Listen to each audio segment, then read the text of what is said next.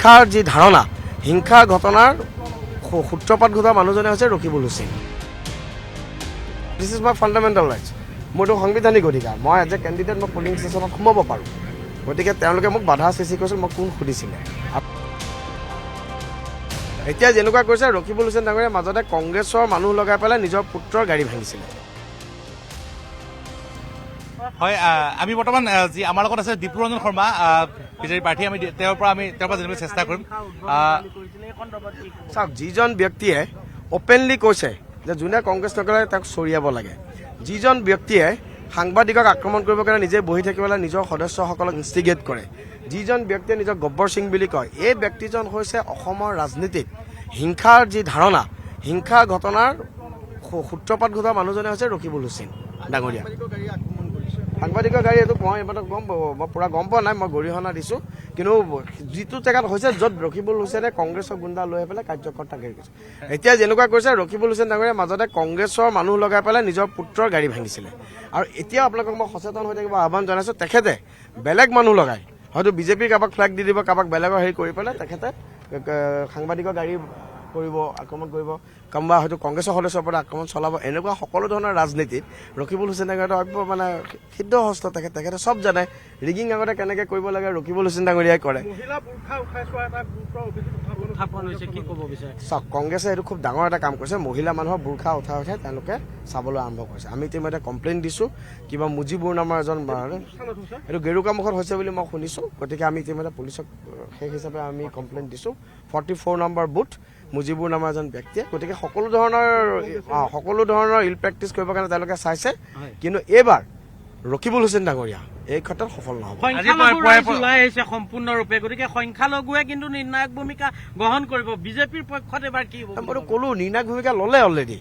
আজি implementation test দেখে আপোনালোকে সকলো গম পাব।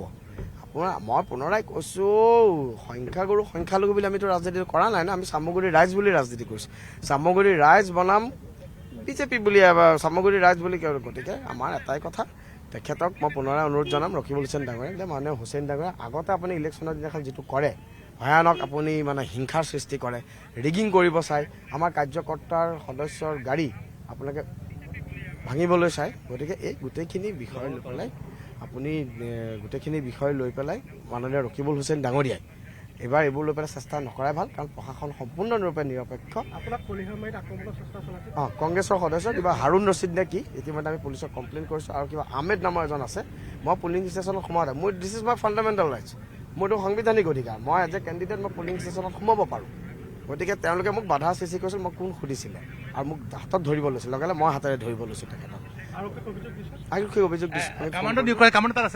কামাণ্ডো নাছিলে প্ৰথমতে, এতিয়া কামাণ্ডো আছে, CRPF আছে। আৰু আজি ৰাতিপুৱাৰে পৰা যথেষ্ট ৰাইজ ওলাই আহিছে। চামগুৰিত ভোটদানৰ হাৰ সন্তোষজনক। কেনেকুৱা অনুভৱ, কি কওক? যেতিয়াই ভোটদানৰ হাৰ সন্তোষজনক, আপুনি সকলোৱে গম পায় যে ইয়াৰ ফলাফল কি হ'ব পাৰে। সকলো আমাৰ আপোনালোকে চাওক, ৰাইজৰ মুখৰ হাঁহিটোৱে আপোনালোকক প্ৰমাণ দিব যে এইবাৰ বিজেপি আৰু AGP কেণ্ডিডেট হিচাপে আমি জিকিম। আপুনি নিৰপেক্ষ ৰাইজৰ মুখৰ হাঁহিটো চাওকচোন। এই হাঁহিটোত আপোনালোকে সকলোখিনি গম পাই যাব। শালপাৰাত গৈ পেলাই ৰকিবুল হুছেইনে আমাৰ হাতত যি খবৰ আছে যে তেওঁ দাবী ধমকি দিছিলে, ফটো উঠাবলৈ দিছিলে বিজেপি কৰ্মীৰ, তাৰপিছতে পৰিস্থিতি উদ্ভৱ হ'ল। সেইদিনাও সাংবাদিকক প্ৰথমে উচতনি দিছিলে। আটাইতকৈ ডাঙৰ কথা, জল পটপটকৈ প্ৰমাণ। তেখেতে কৈছে যে চৰ মাৰিব লাগে যোনে বিজেপি কৰে। গতিকে এইজন ৰাজনৈতিক হিংসাৰ মুৰব্বী। অসমত যদি ৰাজনৈতিক হিংসা আৰম্ভ কৰিছে সেইজন ৰকিবুল হুছেইন ডাঙৰীয়া। Is a PhD।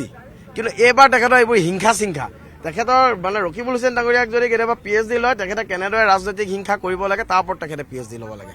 অসমত গোটেই এটা অশুভ পৰম্পৰা সৃষ্টি ৰকিবুল হুছেইন ডাঙৰীয়াই কৰিছিল। গতিকে এইজন ৰকিবুল হুছেইন ডাঙৰীয়া কথামতে এতিয়া কাম নহয়।